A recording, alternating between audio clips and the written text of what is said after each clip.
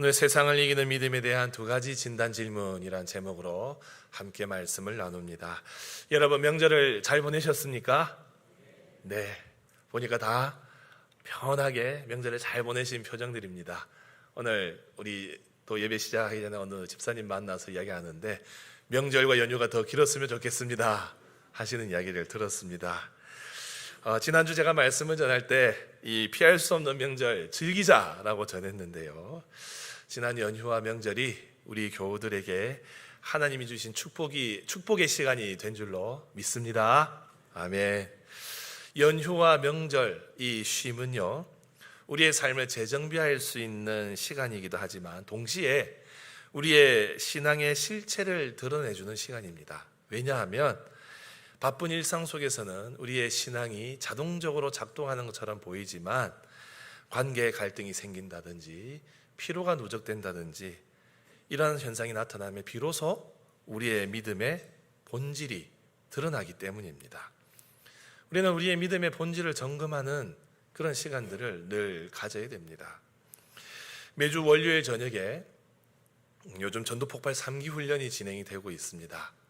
3분의 훈련생과 4분의 훈련자들이 함께 지지고 복구하면서 복음에 대해서 배우고 또 복음 전문도 암기를 하고 또 전할 수 있도록 훈련을 하고 있어요.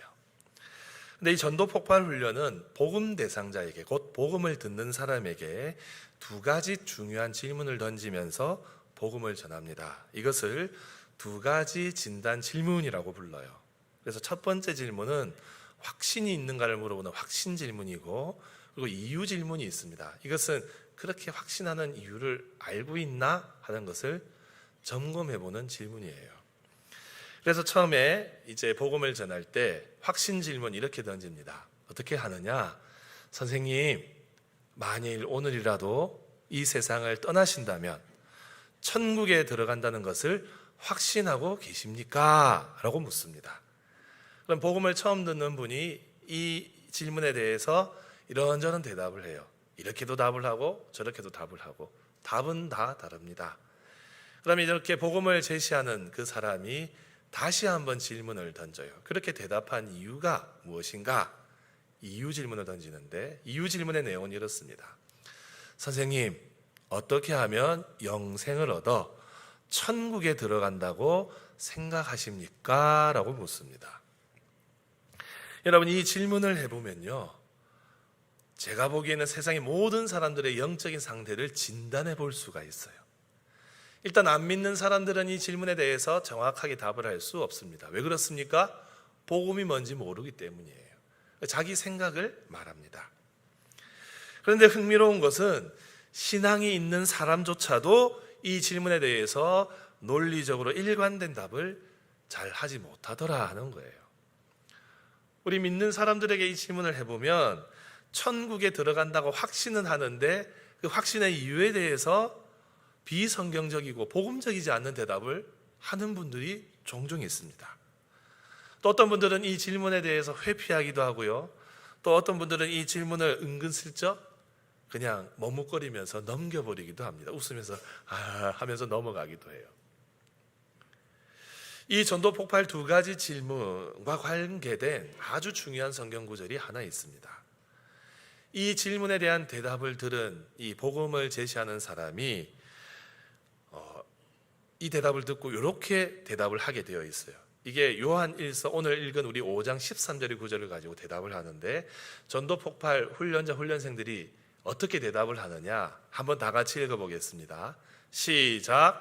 성경은 내가 너희에게 이것을 쓰는 것은 너희로 하여금 너희에게 영생이 있음을 알게 하려 함이라 라고 말씀하십니다. 성경이 기록된 목적이 바로 우리에게 영생이 있음을 알려주어 확신을 갖도록 하기 위함입니다. 아멘. 우리 전도폭발 훈련 받으시는 권사님, 이 문구 아시겠죠? 네, 아시겠다고 합니다. 이거를 암기를 해서 전하고 복음의 핵심을 전하기 시작을 해요. 여러분, 성경은 뭐라고요? 우리에게 주어진 목적이 있다고 하지요. 어떤 목적입니까? 영생이 있음을 알려주어서 확신을 갖도록 하기 위해서 성경이 우리에게 주어졌어요. 그래서 여러분, 우리가 성경을 읽고 매일 성경을 읽는 것, 하루에 석 장이든 5장이든 아니면 몰아서 20장을 읽든 또 큐티 책의 말씀을 묵상하든 중요한 것은 무엇이냐? 우리가 성경을 읽을 때마다 영생이 있음을 알게 되고 확신이 다져지는 거예요. 그래서 여러분, 성경 읽으셔야 돼요. 근데 이 확신은 이 감정적인 동의가 아닙니다. 이것은 하나님이 주신 객관적인 증거 위에 이 확신이 세워진다는 것을 뜻해요. 성경이 주어진 이유는 확신을 느끼게 하기 위해서 주어진 것이 아니라 확신의 근거를 알게 하기 위해서 성경이 우리에게 주어져 있습니다. 여러분, 우리 믿음은 바로 이 근거 위에 세워져 있어야 돼요. 그래야 세상을 이기는 믿음이 세워질 수 있습니다. 여러분, 지금까지 나의 삶에 세상을 이기는 믿음으로 이렇게 세상을 이겼습니다 하는 간증들 여러분들 하고 계신가요? 여러분, 다락방 모이시면 다락방에서 어떤 이야기 나누십니까? 한 주간 동안 세상에서 승리한 이야기들을 나누십니까? 아니면 세상에서 상처받고 낙심하고 진 이야기들만 나누십니까? 여러분, 상처받고 힘든 이야기 나누어도 됩니다. 그런데 우리 신앙의 공동체, 우리 다락방, 소그룹 다락방은 말씀을 통하여 주님이 주신 힘과 능력으로 승리한 이야기를 나눌 때 그 은혜가 배가 되게 되어 있어요. 여러분, 이제 승리의 이야기를 우리가 나눠야 되지 않겠습니까? 오늘 요한일서 말씀은 우리에게 또 다른 2가지 진단 질문을 던집니다. 세상을 이기는 믿음을 우리가 가지고 있느냐? 오늘 요한이 말하는 2가지 진단 질문을 가지고 우리는 점검할 수 있습니다. 오늘 이 질문을 우리 스스로에게 던지면서 세상을 이기는 믿음을 갖출 수 있기를 주님의 이름으로 축복합니다. 첫 번째로 던지는 질문은 바로 이것입니다. 자, 따라해 보십시오. 나는 예수의 흔적을 가지고 있는 성도입니까? 이것이 첫 번째 질문이에요. 이건 내적인 확신을 묻는 질문입니다. 우리 6절부터 8절 다 같이 한번 읽어보겠습니다. 시작. 이는 물과 피로 임하신 이시니 곧 예수 그리스도시라. 물로만이 아니요 물과 피로 임하셨고 증언하는 이는 성령이시니 성령은 진리니라. 증언하는 이가 셋이니 성령과 물과 피라. 또한 이 셋은 합하여 하나이니라. 아멘. 여러분, 우리가 요한일서 지지난 본문에 우리 5장을 살필 때에 5장 5절에 이렇게 말하고 있습니다. 예수께서 하나님의 아들 되심을 믿는 자가 아니면 세상을 이기는 자가 누구냐? 수사의문문으로 묻고 있어요. 무슨 말이죠? 예수께서 하나님의 아들이심을 믿는 자가 세상을 이기는 자다 하는 거예요. 곧 세상을 이기는 사람은 이 믿음을 갖고 있다는 거예요. 예수님이 우리의 구원자 되신다는 믿음을 갖고 있는 사람. 여러분, 우리가 세상을 이기는 믿음을 가지려면 이 믿음의 기초가 튼튼해야 됩니다. 그 기초가 바로 구원의 확신이에요. 먼저는 우리가 흔들리지 않는 구원의 확신이 있어야 됩니다. 그 구원의 확신에 대해서 오늘 본문은 물, 피, 성령이 그 증거가 된다라고 하고 있어요. 여러분, 이 물과 피와 성령이 과연 무엇인가? 이 성경의 난제 해설, 이 난제 구절 중에 하나가 오늘 본문이에요. 요한이 말하는 이 물과 피, 갑자기 성령에 대해서 왜 이야기하는가? 성경에 많은 학자들이 많이 연구를 했습니다. 여러분, 요한이 맨 처음에 편지를 쓸 때, 그리고 이 편지를 받았던 사람들은 서로 공감대가 있었어요. 요한이 물과 피와 성령에 대해서 썼을 때 이 편지를 받는 사람들은 요한이 이것을 이야기하는 거구나, 서로 같은 배경 지식을 공유하고 있었어요. 근데 지금은 여러분 2000년이 지났습니다. 우리는 몰라요. 그래서 성경의 학자들이 성경을 가지고 해석을 합니다. 이 복잡한 설명과 해석이 있지만 가장 건전하고 안전한 해석은 이 물과 피를 우리 예수님의 구원 사역으로 이해하는 거예요. 여러분, 먼저 물은 무엇을 뜻할까요? 물은 예수님이 받으신 이 세례 사건을 상징합니다. 우리 예수님께서 공생애를 시작하실 때 세례를 받으시러 요단강으로 가셨습니다. 요단강에서 세례 요한이 세례를 베풀고 있었어요. 사실 예수님은 이 세례를 받으실 필요가 없었습니다. 왜냐하면 요한이 베푸는 세례는 죄를 회개하는 세례였기 때문이죠. 죄 없으신 분이 거기 가서 죄사함의 세례를 받으실 이유가 없었어요. 하지만 우리 주님께서는 하나님의 뜻을 이루시기 위해서 가서 세례를 받으십니다. 그때 그 현장에서 하늘문이 열리고 음성이 들립니다. 이는 내 사랑하는 자요, 내가 기뻐하는 자라. 여러분, 이로써 우리 예수님께서 하나님의 아들 되시고 이 세상을 구원하실 분이 선포가 되었어요. 피는 무엇을 상징할까요? 피는 예수 그리스도의 십자가 사역을 상징합니다.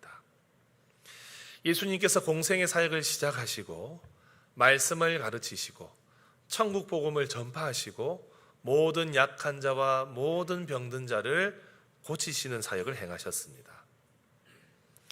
예수님이 행하신 모든 이적과 기사들, 그리고 예수님이 가르치신 교훈들은 다 예수님이 구원자 되시고 메시아 되신다는 것을 입증하는 증거였습니다. 이 메시아 되시는 주님께서 우리 죄를 위해서 십자가에서 죽으세요. 우리 죄를 위해서 그 십자가에서 물과 피를 흘리십니다. 요한이 이것을 굉장히 생생하게 기록하고 있어요. 예수님께서 창에 찔리시는 장면을 기억합니다. 그래서 요한복음 19장에는 이렇게 기록하고 있어요. 그중 한 군인이 창으로 옆구리를 찌르니 곧 피와 물이 나오더라.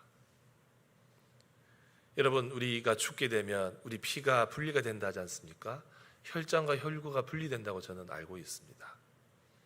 물과 피를 흘리신 것, 죽으셨다는 증거죠.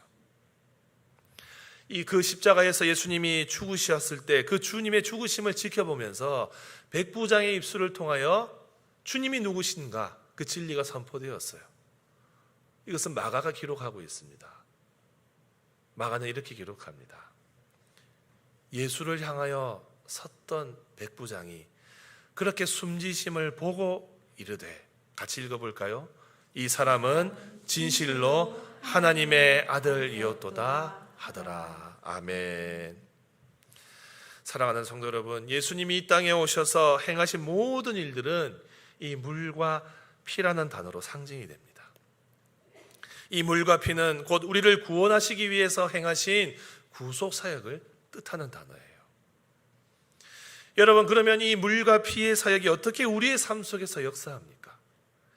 이 물과 피의 사역이 어떻게 2000년이 지난 우리의 삶 속에서 나를 향한 사건이 되는 겁니까? 이 십자가의 구속의 이야기가 어떻게 나의 삶에서 역사하게 되는 겁니까? 바로 이 역사의 주체가 성령님이세요. 오늘날 우리 마음속에 내주하시는 성령님으로 말미암아 이 증거들이 확증이 되는 겁니다. 여러분, 성령께서는 이 물과 피의 사역을 오늘날의 우리를 향한 사역이 되도록 연결해 주시는 분이에요. 그래서 이 사역을 이렇게 정리해 볼 수 있어요. 자막 띄워주세요. 이럴 때는 같이 읽어볼까요? 시작. 성령께서는 우리 주님의 세례 받으심과 십자가에서 죽으신 사건, 곧 구원을 위해 행하신 모든 일들이 바로 우리 자신을 위한 사건이 되게 하나로 연결해 주십니다. 아멘. 여러분, 예수 그리스도를 우리의 마음에 모실 때에 그 십자가에 달리셔서 죽으신 예수님의 그 귀한 사역이 나를 향한 사역이 되는 겁니다. 그 사건이 주님, 나를 위해서 그 일을 하셨군요, 고백할 수 있는 것이 바로 성령의 사역인 거예요. 사랑하는 성도 여러분, 우리 안에서 예수님이 실제로 행하신 사건이 진리로 선포되고 그 진리가 지금 내 안에서 성령에 의해서 작동된다면 이것은 단순히 심리적인 위안이 아니라 논리적인 확신의 결론이 되는 겁니다. 사랑하는 성도 여러분, 세상을 이기는 믿음은 예수님이 이루신 구원의 사건들이 내 안에서 체계화되고 연결이 되어 흔들림 없는 기초가 될 때 그 위에 세워질 수 있어요. 그래서 구원의 확신은 흔들려서는 안 됩니다. 여러분, 우리의 믿음이 왜 약해지고 있습니까?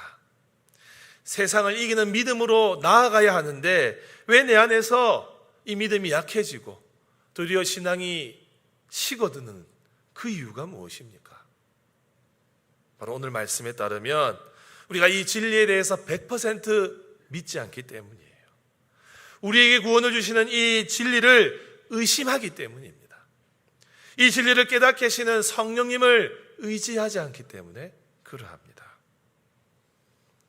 사랑하는 성도 여러분, 오늘 이 물과 피와 성령의 사역을 저는 예수의 흔적이라고, 바울의 표현을 빌려서 예수의 흔적이라고 말하고 싶어요.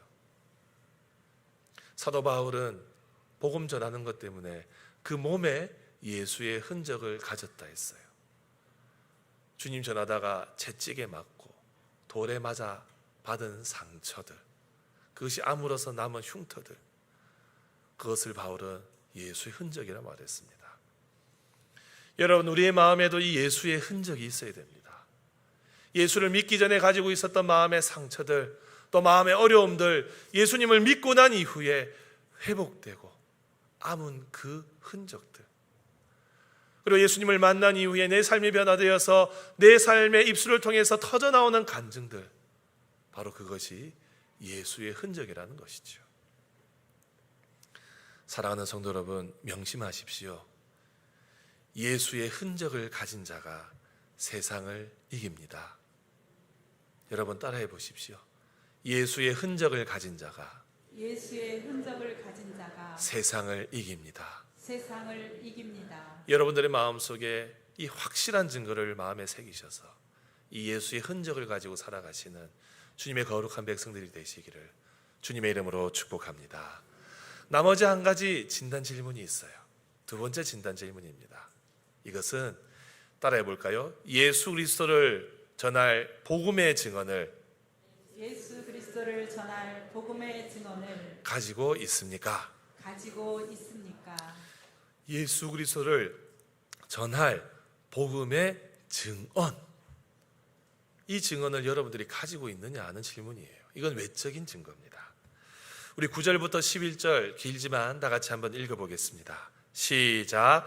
만일 우리가 사람들의 증언을 받을진대 하나님의 증거는 더욱 크도다. 하나님의 증거는 이것이니 그 아들에 대하여 증언하신 것이니라. 하나님의 아들을 믿는 자는 자기 안에 증거가 있고 하나님을 믿지 아니하는 자는 하나님을 거짓말하는 자로 만드나니 이는 하나님께서 그 아들에 대하여 증언하신 증거를 믿지 아니하였음이라. 또 증거는 이것이니 하나님이 우리에게 영생을 주신 것과 이 생명이 그의 안에 있는 그것이니라. 아멘. 여러분, 9절부터 11절을 가만히 보면 두 단어가 반복이 됩니다. 증거와 증언이라는 단어예요. 구약의 율법은 두세 사람의 증언이 있어도 그 증언은 참되다라고 가르칩니다. 이렇듯 조건을 갖추면 사람의 증언 받을 수 있는 증거인데 하물며 하나님이 하시는 증거는 믿지 않을 수 없다라고 말하고 있는 거죠. 하나님의 증거는 가장 확실하고 의심할 수 없는 증거입니다. 그럼 여러분, 그 증거의 내용이 무엇입니까? 오늘 9절에서는 이렇게 말합니다. 그의 아들에 대하여 증언하는 것이라고 하고 있어요. 그 아들은 바로 예수 그리스도입니다. 예수 그리스도의 인격과 사역이 증언되는 것. 여러분, 증인의 증언이 유효하려면 증인이 증언을 해야 됩니다. 무슨 말입니까? 보고 들은 것을 말로 표현해야 돼요. 증인이 증거를 말하지 않으면 증거로서 채택될 수가 없습니다. 법정에 이 증인이 출석을 하여서 묵비권을 행사하면 증거로 삼을 수가 없어요. 그래서 증거는 증언되어야 됩니다. 말로 표현이 되어야 돼요. 여러분 9절부터 11절의 요지가 무엇입니까? 복음은 확실한 증거가 있고 이것이 증언되어졌고 증언되어야 한다는 거예요. 여러분 복음은 증언되어야 됩니다. 예수님의 십자가의 사건은 말로 표현이 되어야 됩니다. 말로 드러나야 된다는 거예요. 여러분 우리가 복음 전도에 대해서 우리의 삶을 통해서 복음이 전해지고 드러나야 됩니다 라고 우리는 알고 있고 믿고 있습니다. 여러분 동의하십니까? 우리의 행실을 통해서 복음이 드러나야 됩니다. 우리의 선한 행실을 보고 믿지 않는 사람들이 감명을 받아 복음에 관심을 가지도록 해야 된다는 거죠. 저도 동의합니다. 하지만 중요한 것이 하나 더 있어요. 그것은 무엇이냐? 여러분 아무리 선한 행위라도 그 자체로는 전도가 될 수 없다는 거예요. 여러분 믿음은 들음에서 납니다. 믿음은 보는 데서 나지 않아요. 성경은 분명히 말합니다. 믿음은 들음에서 난다고. 그래서 결국은 복음은 전해져야 됩니다. 선한 행실을 가진 그 사람의 입술을 통하여서 복음이 선포되어야 합니다. 여러분은 왜 우리의 삶에서 이 세상을 이기는 믿음의 역사가 나타나지 않습니까? 왜 날로 우리는 믿음이 강해져야 하는데 더욱 견고해져야 되는데 왜 우리의 신앙생활은 후퇴하고 있습니까? 왜 그렇게 느껴지죠? 이유는 분명합니다. 이 두 번째 진단 질문에 의하면 우리가 복음을 전하지 않기 때문이에요. 우리의 입술을 통하여서 복음이 전해지지 않기 때문입니다. 여러분 복음을 전할 때 능력이 나타납니다. 믿으십니까? 복음을 전할 때 복음 안에 능력이 있습니다. 복음이 우리를 살리고 복음이 우리를 새롭게 하고 복음을 전할 때 성령 충만해지는 겁니다. 여러분 복음 전도는 우리의 삶에 능력을 가져다 줘요. 복음 자체가 이미 능력을 가지고 있습니다. 사도 바울이 복음의 능력이 있다고 증거했어요. 로마서와 우리 고린도전서에서 증거합니다. 우리 로마서 1장 우리 18절 같이 읽어볼까요? 시작. 내가 복음을 부끄러워하지 아니하노니 이 복음은 모든 믿는 자에게 구원을 주시는 하나님의 능력이 됨이라. 아멘. 하나님의 능력이 되는 거예요. 복음이 이퀄 하나님의 능력이에요. 고린도 교회에 보낸 첫 번째 편지에 이렇게 말합니다. 우리 1장 18절 같이 읽습니다. 시작. 십자가의 도가 멸망하는 자에게는 미련한 것이요 구원을 받는 우리에게는 하나님의 능력이라. 아멘. 여러분 복음 자체가 이렇게 능력이 있는데 또한 말로 전해질 때 우리의 입술을 통하여서 선포되어질 때 또 그 능력이 나타나게 되어 있습니다. 데살로니가전서 1장에 이렇게 바울이 말해요.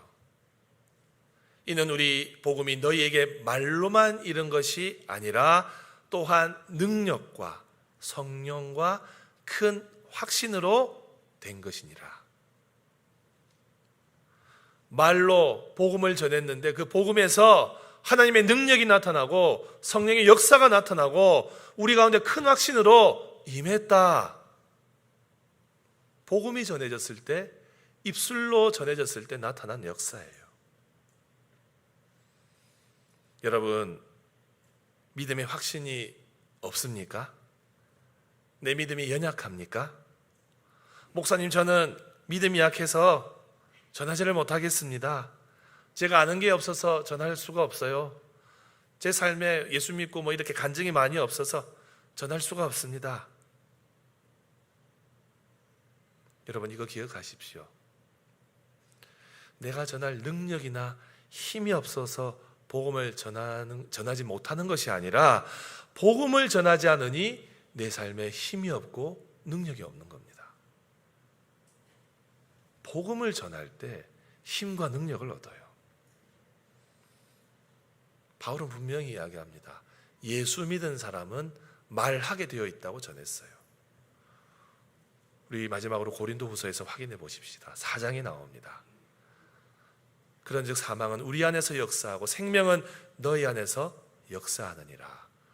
기록된 바 내가 믿었으므로 말하였다 한 것 같이 읽어볼까요? 우리가 같은 믿음의 마음을 가졌으니 우리도 믿었으므로 또한 말하노라. 아멘. 사랑하는 성도 여러분, 세상을 이기는 믿음은 인큐베이터 안에서 배양되지 않습니다. 세상을 이기는 믿음은 우리가 책상에 앉아서 말씀을 묵상한다고 계속 주어지지 않아요. 우리가 골방에 들어가서 이 세상을 이기는 믿음 달라고 기도하지만 이 세상을 이기는 믿음이 나타나는 현장은 따로 있습니다. 바로 우리의 기도의 골방을 벗어난 우리의 삶의 모든 터전이 세상을 이기는 믿음이 나타나는 현장이에요. 그 세상 속에서 우리가 복음으로, 말씀으로 세상과 부딪힐 때에 이 믿음이 생겨나는 거예요. 세상을 이기는 믿음, 여러분 어떻게 활성화되는 줄 아십니까? 여러분 한번 따라해 보십시다. 따라해 보십시오. 세상을 이기는 믿음은 우리 마음에 있는 예수의 흔적을 우리의 입술로 선포할 때 활성화됩니다. 여러분, 제가 요즘 운동을 좀 하고 있습니다. 살이 많이 쪄가지고요. 우리 장로님들이 운동 좀 하십시오라고 해서 9층에 헬스장을 끊어주셨어요. 그래서 그 9층의 헬스장을 다니고 있습니다. 근데 우리 헬스장 사장님, 관장님이 11층 담임 목사님이 오셨다고 굉장히 성심성의껏 지도를 해주세요.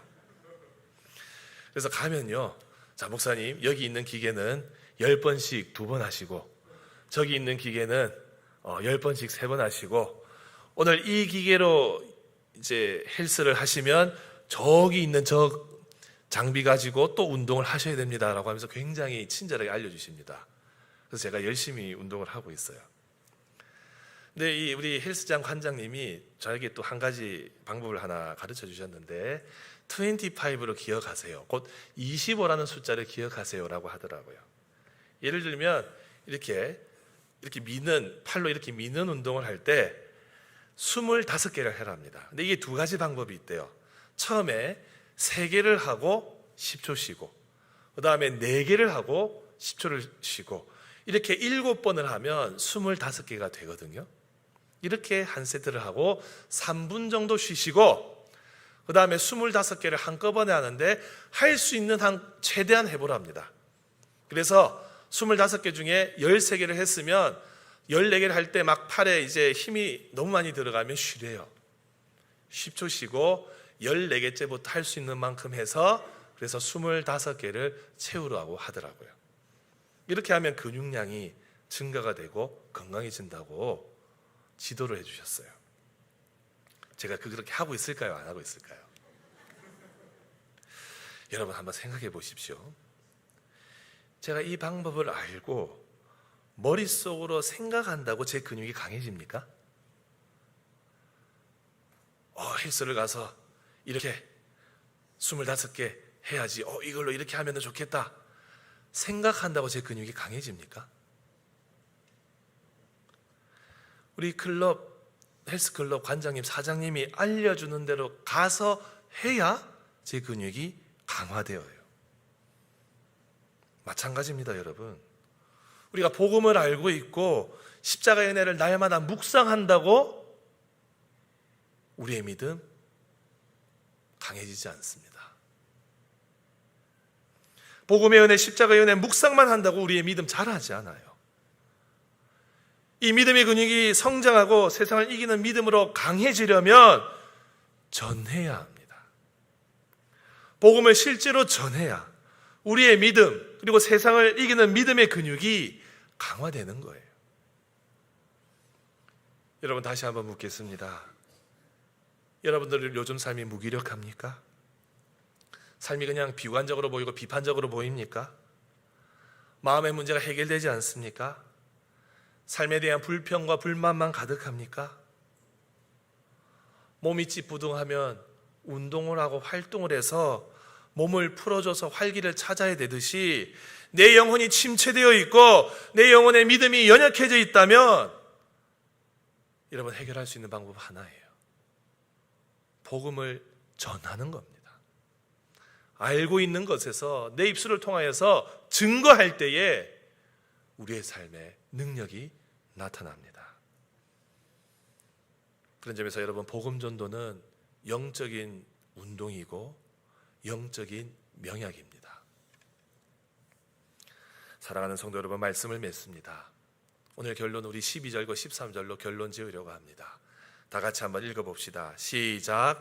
아들이 있는 자에게는 생명이 있고 하나님의 아들이 없는 자에게는 생명이 없느니라.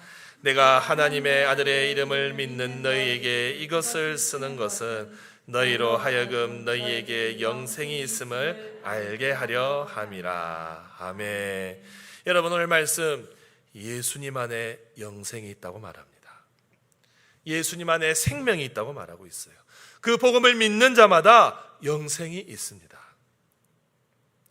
이 영생에 대한 확신은 감정의 열매가 아니라 진리를 받아 믿은 사람들에게 주어지는 열매입니다. 사랑하는 성도 여러분, 이 영생의 확신 가운데 살아가려면 다른 방도가 없어요.